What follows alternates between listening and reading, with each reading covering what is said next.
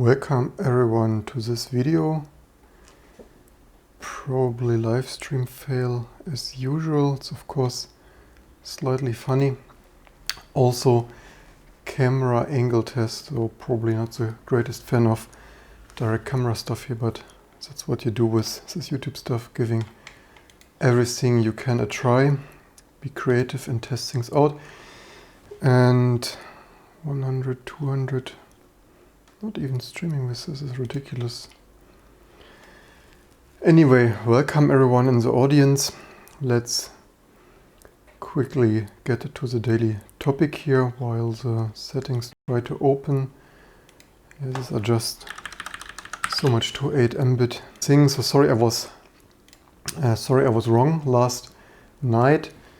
Cisco I think mentioned that people on Reddit get crazy also regarding Windows, Microsoft shipping Linux there, and I was actually very quick and too quick to call out that this was actually not a Linux kernel but just a regular API shim there for their Linux system call support. And boy was I wrong, I did not expect this, because this is what the Windows subsystem for Linux, which by the way the name is completely bogus here. This is of course Linux subsystem for Windows, the name is a little bit reverse notation there. Anyway, and yeah, so I'm wrong, sorry for that. I was too quick to call this false or fake news or whatsoever. So yeah, this looks exactly what Cisco, I guess, yesterday said there in that news. And here we have WSL, Windows Subsystem Linux, what's the name is really? Windows Subsystem for Linux. It's like, who this name is ridiculous.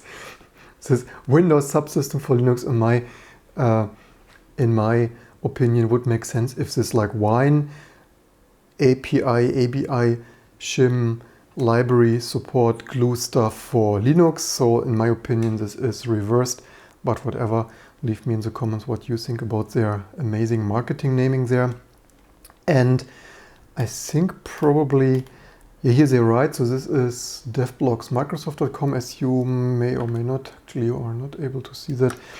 And so they officially write this here: Microsoft will be shipping a Linux kernel, and with Windows. Yes, you did just read that heading correctly. So first say fear and so on this, and then they embrace this here. So we are at the last level of Microsoft's love and hate relationship with Linux. And yeah, sorry, I dismissed this too quickly. This is indeed true according to this writing. I find this extremely strange in my opinion. If I would be manager there or something of that sort, I would not have done this. If I and my team developed here all this months and years of work for a maybe GPL free code stack there for Windows, I would not have abandoned it.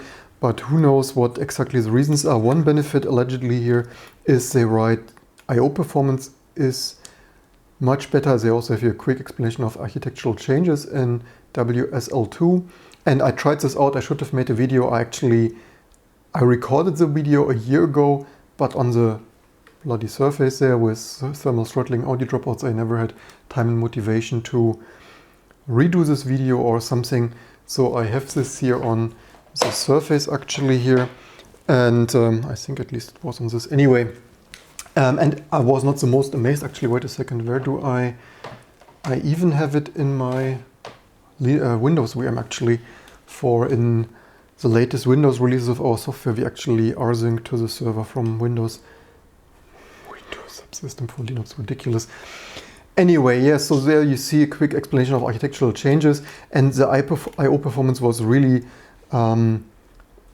strange, whatever antivirus scanning each system call. They also write here full system call compatibility. I wonder why could they not have achieved this with their own library shim stuff there. But yeah, that's what it is. I find this also strange. I wonder how exactly their code looks. So this is apparently now some virtual machine stuff. Someone writes here at least that they're now using a lightweight VM like Chrome OS Crostini or something instead of emulating system calls. I find it strange how a whole system in a virtual machine can be faster than emulating system calls. By the way, how many drop frames do we have? 119, not too bad today. And yeah, also Clifford Wolf from Rock Linux invention fame here calls out questions, asks Miguel de Casa, so the year of the Linux desktop, right? But this is of course a problem, but leave me of course as usual in the comments below what you think about this, because not really sure if this will help Linux or not. I have the feeling, in my opinion, it will probably not help Linux for the simple reason that everyone just keeps using Windows. Probably this is exactly what Microsoft is intending to do, keep focus away. And this is also what I've seen. I have seen many developers from SUSE and Red Hat. I don't want to call out and shame here individual people, but you know who you are, who run Mac OS on Macs and only develop SUSE and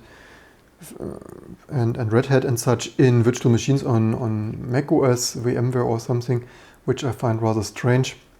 But that is how it is in the commercial Linux development world, not like us unsuccessful one-man distribution people here who run their own Linux on their hardware directly, because even OBS works better. Also, anyway. Yeah, comments in the audience. Actually, problem is to read them here. I wouldn't want to have product name to be named first, and this is probably marketing. Yeah, so yeah, as I probably said approximately, and yeah, but this is anyway, as the name is stupid. Would have even been Windows compatibility with Linux or something. I probably guess they would have had a million names that would be better than this confusing mess. So yeah, totally support here Clifford Wolf's question. And he also writes, Miguel de Casa himself, rather than emulating the Linux kernel, Windows will now ship a free Linux kernel, which is, by the way, will make Linux, of course, even more the worldwide most installed operating system when each Windows, okay, although maybe you need to additionally download it. Not sure, maybe, maybe not. Anyway, maybe it comes with the development tools then or something. But yeah, really strange that this improves the eye performance. I wonder a little bit how this can, although on the other hand, is this only I/O accessing one huge block device backed thing or something like some virtual disk image thing?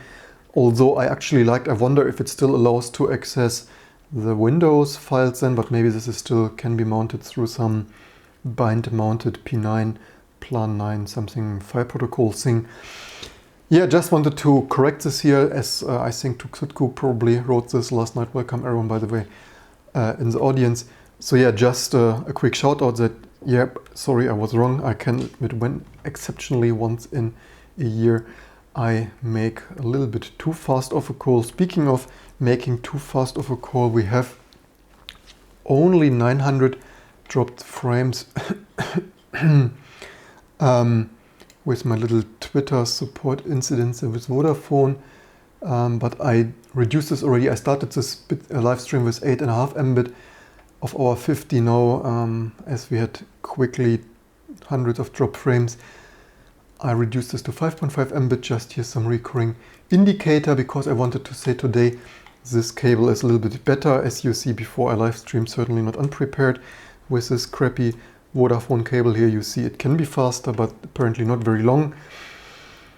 Not enough for 8 or what this was Mbit, and even with 5 or so and a half Mbit, 1200 drop frames, 7.6%.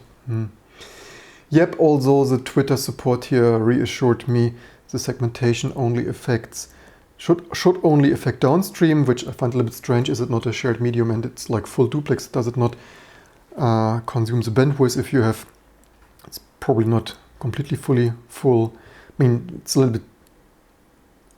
I don't think it only affects download. If everyone live streams in your segment, then probably it should affect upstream. But anyway, there you see, first you get the answer.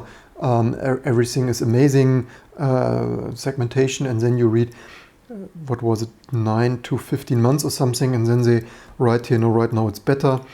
And yeah, but then you live stream and it's still shit. So say you see cable not amazing, and Windows, I would be really interested to know also the people not in the live audience, if you tune in later, if you watch this on the video on demand archive here on YouTube. Leave me in the comments what you think about this Microsoft embracing Linux. As I said, just with the fellows there from SUSE and Red Hat, I have the feeling it keep people away from Linux resources testing. And although I'm not totally agreeing with Linus Torvalds on the ARM server thing, that as long as people don't use it on a daily basis, it will not make the most progress. There, I think you can still use it on your Linux desktop from AMD 64, even remote shelling there to your cloud nodes with ARM 64. But in this case, because then you're already on the Linux desktop and all the API and binaries and scripting is all the same.